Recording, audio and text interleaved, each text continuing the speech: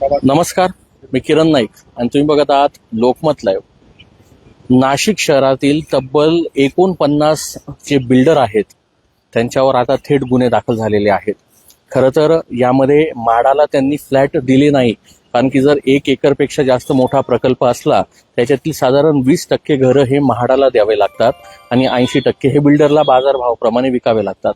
मात्र काही बिल्डरांनी ही फसवणूक केली, म्हाडाची असेल किंवा सर्वसामान्य नागरिक नाशिककरांची असेल। त्यामुळे शहरातील नामांकित आणि प्रतिष्ठित असे 49 जे बिल्डर आहेत त्यांच्यावर गुन्हे जे आहेत ते दाखल झालेले आहेत। आणि हे सविस्तर प्रकरण काय आहे, याला काय कायदा म्हणतो, ही सुरुवात कधीपासून झाली, या सविस्तर माहिती देण्यासाठी लोकमत वृत्तचे आमचे संपादक सर संजय पाठक सर आहेत। सर, लोकमतमध्ये आपलं स्वागत। खरं तर 49 जे नामांकित बिल्डर आहेत शहरातील त्यांच्यावर गुन्हे दाखल झाले, हे एक्झॅक्ट प्रकरण काय आहे, म्हाडाला काय द्यायचं होतं, किती त्याचा सारांश होता आणि कशा पद्धतीने हे गुन्हे दाखल झाले? काय एकंदर बिल्डर 49 म्हटल्यानंतर आकडा वाढल्यानंतर त्याची या प्रकारची हाईप खूप वाढली आणि बिल्डर लोक म्हटल्यावर एक सर्वसामान्य लोकांचा एक वेगळा शंका असते। त्यामुळे हे प्रकरण खूप असं गाजतंय की 49 बिल्डर आणि काहींनी आकडे छापलेत की 5,000 कोटीची फसवणूक, 500 कोटीची फसवणूक, खूप वेगळं आहे। बऱ्याच घटना घडवून याच्या मागे आहेत। पण साधी गोष्ट जी समजण्यापुरता विषय असा आहे की आपल्याकडे जेव्हा नागरी जमीन धारणा कायदा रद्द झाला त्यानंतर गोरगरिबांना घरं मिळावी याच्यासाठी शासनानं जे 1 एकरपेक्षा अधिक क्षेत्राचा जो भूखंड असेल त्यातले 20% जागा किंवा घरं ही राखीव म्हणून म्हाडाला द्यायला हवी। किंवा जर जागा दिली तर तसं ती जागा ते घेतात किंवा मग घरं बांधून द्यायला पाहिजे। ते म्हाडा ते विकतात आणि म्हाडाकडनं जर ती विकली नाही गेली तर मग पुन्हा त्या संबंधित बिल्डरला सरकारी दराप्रमाणे ते विकावं लागतात, असं हे प्रकरण आहे। मात्र काय होतं की हे प्रकरण गेल्या काही वर्षांमध्ये अशा प्रकारे घरं दिली नाही असा एक राजकीय काही मंत्री मोदयांचा आरोप होत होता आणि त्याच्यानंतर हे प्रकरण मागच्या महाविकास आघाडी सरकारमध्ये चर्चेला आलं, ते थोडंसं मागे पडलं। त्याच्यात आता पुन्हा हे प्रकरण पुढे आलं आणि त्याच्यामध्ये असं लक्षात आलं की काही बिल्डर लोकांनी या प्रकरणामध्ये 1 एकरचा जर भूखंड असेल किंवा 1 एकरच्या वरचा भूखंड असेल, 2 एकर असेल, 3 एकर असेल तर ती जागा म्हाडाला द्यावी लागू नये। म्हणजे 20% घरांसाठी गोरगरिबांना जे घरं द्यायची आहेत त्यांना ती जागा द्यायला लागू नये याच्यासाठी काय केलं की भूखंडांचं विभाजन केलं किंवा त्या जागांची खात फोडले त्या जागा की मग 1 एकरचा भूखंड जर 2 भावांचा असेल तर अर्धा याच्या नावावर, अर्धा याच्या नावावर 7-12 वेगवेगळे लागले गेले। त्याच्यामुळे त्या दोन्ही जागा वेगळ्या दिसल्या। 1 एकर सलग भूखंड नसल्यामुळे त्यांना ती जागा म्हाडाला द्यायची गरज भासली नाही आणि त्या ठिकाणी त्यांनी घरं बांधले। अशा प्रकारचा एक प्रकरण मध्यंतरी चर्चेत आलं। त्या संदर्भात आता विधानसभेमध्ये लक्षवेधी मांडली गेली, त्याच्यावर चर्चा सुरू झाली आणि त्याच्यानंतर आता हे गुन्हे दाखल झालेले आहेत। सर, खरं तर हे संपूर्ण प्रकरण जे आहे ते समोर येताना काही काळ जो आहे तो लोटला, कारण की हे प्रकरण आताचं नाहीये। हे आता लक्षवेधी मांडल्यामुळे शंभूराज देसाई आहेत, त्यांना याच्याबाबत जो आहे ते उत्तर द्यावं लागणार आहे।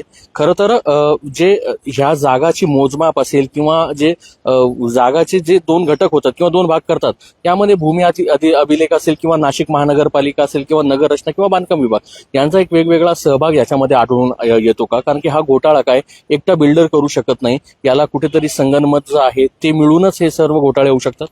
मला असं वाटतं बस सकृतदर्शी ही संख्या जरी 49 खूप दिसती आहे तरी मला वाटत नाही की याच्यामध्ये एवढी संख्या आहे। याचं मूळ कारण असं आलंय की याच्यामध्ये जे काही गुन्हा दाखल झालाय लँड रेकॉर्ड विभागाकडनं, जे काही पोलिसांकडे फिर्याद दाखल झाली तर त्यांनी बिल्डरांची नावं नाही दिलेली, त्यांनी फक्त सर्वे नंबर दिलेत। मला वाटतं अशा प्रकारचा गुन्हा कधी दाखल होताना मी पहिल्यांदाच बघतोय की फक्त जमिनीच्या आधारे गुन्हा दाखल केलाय, त्याच्यात आरोपी कोण हे माहित नाही।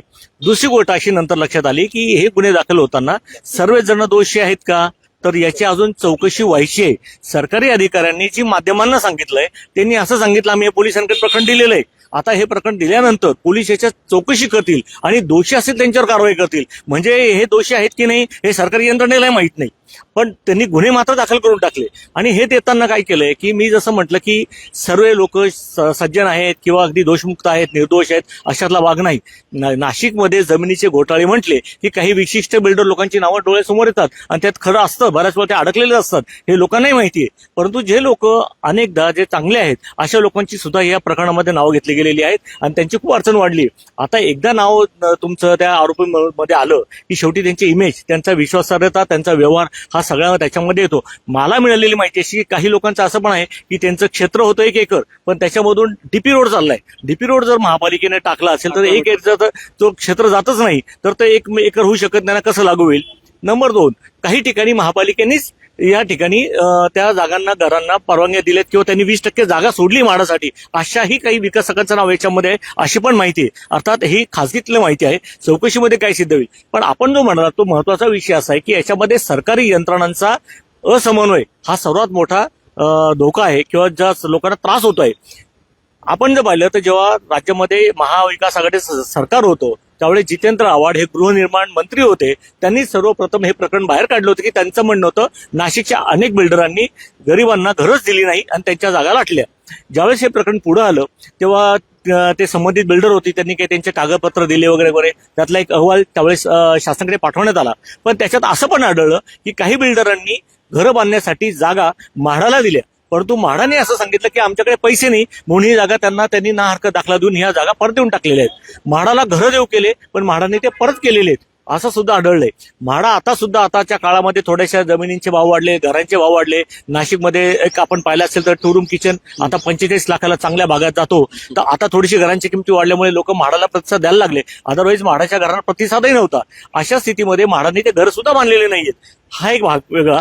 दुसरी गोष्ट जे आपण आता म्हणतोय की त्यांनी जागेचं विभाजन केलं, म्हणजे सर्वात फसवणूक काय झाली असा आरोप आहे तर लँड रेकॉर्डच्या मदतीने जमिनीचे मोजमाप करून त्याचे 2 तुकडे केले आणि 1 एकर क्षेत्र ते भरून न देता तिथं घर बांधले आणि ते म्हाडाला त्यामुळे घर त्यांना द्यावी लागली नाही. मग म्हाडाने हे नकाशे जे नकाशे लँड रेकॉर्डनी केले ते लँड रेकॉर्डचेच नकाशे महसूल विभागाने काय केलं, महापालिकेने काय केलं, या 3 यंत्रणांनी काय केलं असा आता प्रश्न पडलाय. या सर्व प्रकरणामध्ये महापालिकेने हात वर केले. आमच्याकडे जे प्रकरण आलं त्याच्यानुसार आम्ही केले. राहिला प्रश्न भूमी अभिलेखचा, तिथे ही TLC आणि सिटी सर्व्हे हे 2 भाग आहेत. म्हणजे तालुका उपनिबंधकांनी जे खातेफोड केली ती सिटी सर्व्हेला माहित नाही आणि सिटी सर्व्हेनी काय केलं ते तालुक्याला माहित नाही. इतका असमन्वय गोंधळ असेल तर तुम्ही कोणत्या अर्थाने कोणाला आरोपी ठरवणार हा प्रश्न आहे. माझं असं म्हणणं आहे की हे प्रश्न विधानसभेत गेल्यानंतर कुठंतरी कारवाई झाली पाहिजे आणि बिल्डरांची बाजू घेतो म्हणून कोणावर जर आरोप होत असेल म्हणून या गायगाने ते कदाचित गुन्हे दाखल झाले असतील, पण याचं वस्तुस्थिती समोर येणं आवश्यक आहे. नाही, खरं तर सर या प्रकरणामध्ये पोलीस प्रशासनाची देखील तेवढी जबाबदारी होती का त्यांनी माहिती घेणं, शहानिशा करणं, म्हाडाकडनं किंवा प्रशासनाकडनं हा गुन्हा दाखल होणं गरजेचं होतं. मात्र एका विधानसभेमध्ये हा प्रश्न उपस्थित केला म्हणून सरसकट 49 लोकांवर गुन्हे दाखल केले, मात्र त्याची पार्श्वभूमी जाणून घेतली नाही. त्यामुळे या कुठेतरी या बिल्डरांना त्याच्यातनं बाहेर पडणं हे तेवढंच अवघड होईल असं वाटतंय. नक्कीच जेव्हा गुन्हा दाखल होतो त्याच्यामुळे ती एक तर ती बदनामी होते, आपण तो भाग आहेच, परंतु त्याची क्लिष्टता खूप आहे. आपण म्हणतो पोलीस यंत्रणा दोषी नाही का, आता काही प्रमाणात आहे. जर तुम्ही इतर गुन्हा दाखल करताना चौकशी झाल्याशिवाय जर घेत नाही तर केवळ त्यांनी दिलेल्या अहवालाच्या आधारे कसं काय तुम्ही फिर्याद नोंदवून घेतली. आणि प्रश्न असा आहे, हा जो अहवाल आहे तो अहवाल कलेक्टरने एक कमिटी नेमली होती आणि त्या कमिटीचा अहवाल आता 4 मार्च 2026 हा विधिमंडळाकडे गेला. तो त्यांनी स्वीकृत पण केला आणि त्याच्यानंतर आता हा प्रश्न लगेच गुन्हे दाखल झाले. आता या प्रकरणात नक्की काय झालं हे जाणून घेण्यासाठी उद्याला सार्वजनिक बांधकाम गृहनिर्माण क्षेत्र ज्यांच्याकडे आहे ते शंभूराजे भोसलेंकडे उद्या त्याची बैठक बोलवली आहे आणि त्याच्यानंतर बऱ्याच गोष्टी उघडकीस येणार आहेत. मग त्याच्यासाठी सचिव पण येणार आहेत, नाशिकचे काही जिल्हाधिकारी, नंतर महापालिका आयुक्त हे पण तिथे जाणार आहेत. पण मला सर्वात जे म्हणायचं आहे की जे सरकारी अधिकाऱ्यांनी जे माध्यमांना आता सांगितलंय की आम्ही हे पोलिसांकडे प्रकरण सुपूर्द केलं आहे, गुन्हे दाखल केले, आता पोलीस चौकशी करतील आणि मग ते दोषी असेल त्यांच्यावर कारवाई करतील. तर इतका घाईघाईने हे प्रकरण करण्याचं होतं का ते याचा विचार करणं गरजेचं आहे. नक्कीच, पण यामध्ये सर जे बिल्डर लॉबी असेल त्यांना कुठेतरी हा मोठा फटका बसू शकतो. कारण की नाशिकचा जर आपण विचार केला, मुंबई, पुणे, नाशिक हे ट्रायंगल खरं तर सांगितलं जातं. त्यामुळे कुठले तरी जी बांधकाम क्षेत्र आहे हे कुठेतरी अडचणीत येण्याची शक्यता असं वर्तवण्यात येईल का? कारण की शहरामध्ये जर बघितलं तर एक 25 लाखाचा फ्लॅट ते 2 कोटी रुपयाचे फ्लॅट सुद्धा या नाशिक शहरामध्ये विक्रीला आहे. तर असं वाटतंय का की या संपूर्ण प्रकरणामुळे जे बिल्डर लॉबी आहे ती कुठेतरी मागे हटणार आणि जे बांधकाम व्यवसाय तो आर्थिक अडचणीत येऊ शकतो? नाही, निश्चितच काही व्यवसायांचा जेव्हा अशा प्रकारे काही होतं तेव्हा मोठा त्याच्यावर परिणाम होत असतो. विशेषतः तुम्ही 1-2 बिल्डर असेल तर समजू शकतो आपण. ज्यावेळेस 50 बिल्डर जवळपास संख्या येते तेव्हा कुठेतरी नाशिकचे बिल्डर एवढे संशयास्पद काम करता का, चुकीचं काम करता का असं होऊन त्याचा फटका बसतो.